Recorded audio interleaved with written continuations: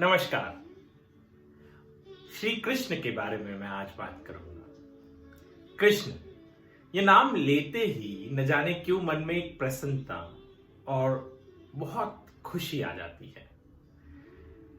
आज जिस कहानी के बारे में मैं आपसे बात करने वाला हूं वह आपको और मुझे यह समझाता है कि किस तरीके से भगवान सरलता से पाए जा सकते हैं, ना कि बहुत दिखावे से। उदाहरण तौर पर क्या आप जानते हैं कि कृष्ण भगवान का तुला भरण हुआ था।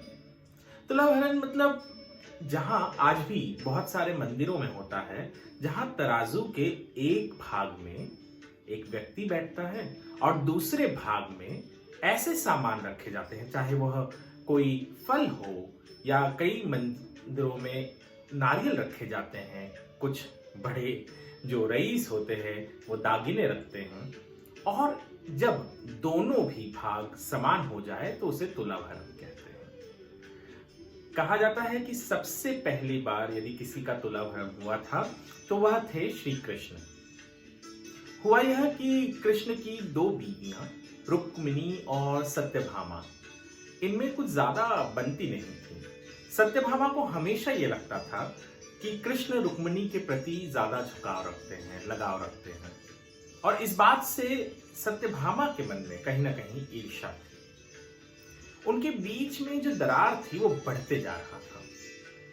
यह देख नारद एक बार उनसे मिलने आए और नारद ने सत्यभामा से कहा कि यदि आप मुझे कृष्ण को बेच दो और फिर मुझसे कृष्ण को खरीद लो तो कृष्ण का रुझान आपके प्रति ज्यादा होगा।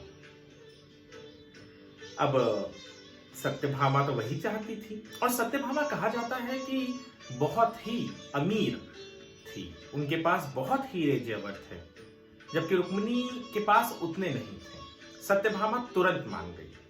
रुक्मिणी ये नहीं करना चाहती थी, परंतु कृष्ण ने स्वयं को बेचने का, नारद को बेचने का ये हट सत्यभामा वाला मान लिया था।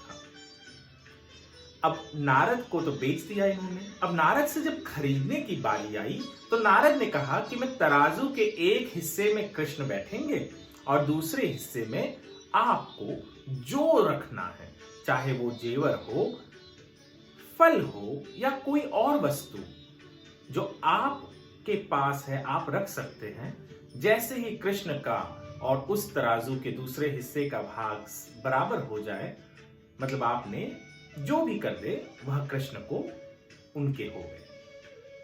अब सत्यभामा के पास तो बहुत जेवर थे, उन्होंने एक एक करके तराजू के दूसरे हिस्से पे लादना शुरू कर दिया, परंतु कितने भी जेवर रखे, कितने भी दागिने रखे, कृष्ण का पलड़ा भारी का भारी रह गया। वो जेवर वाले पलड़े नीचे जाने को तैयार ही न थे। अब रुक्मिणी असमंजस में थी और सत्यभामा को भी समझ नहीं आ रहा था कि वो क्या करे। अब जब रुक्मिणी हार गई, रुक्मिणी नहीं सत्यभामा जब हार गई, तब रुक्मिणी ने सोचा कि वह भी कुछ करे। वो बाहर गई और उन्होंने तुलसी के एक पत्ते को तोड़ा, उसे माथे पर लगाया, कृष्ण के तरफ दिखाया और तराजू के दूसरे हिस्से पर रख दिया। एक तुलसी के पत्ते ने कृष्ण के पलड़े को और तुलसी के पत्ते वाले पलड़े को समान लाकर रख दिया। एक तुलसी के पत्ते में वह वजन था जो सत्यभामा के अनगिनत जेवरों में नहीं थी। उसके पीछे का कारण यदि देखें तो यह है कि सत्यभामा के जेवरों में अहंकार था, ईर्ष्या थी। रुक्मिणी के तुलसी के पत्ते में श्रद्धा थी, प्यार था कृष्ण के प्रति। कई बार हम भी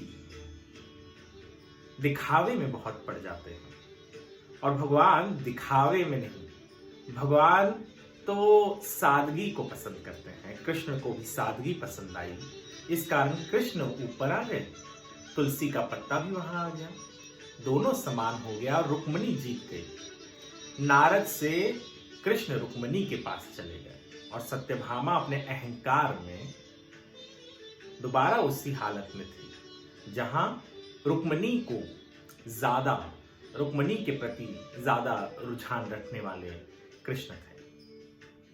सादगी जितनी अच्छी लगती है उतने बार साज श्रृंगार अच्छा नहीं लगता। हो सके तो जीवन में सादगी लाए। धन्यवाद।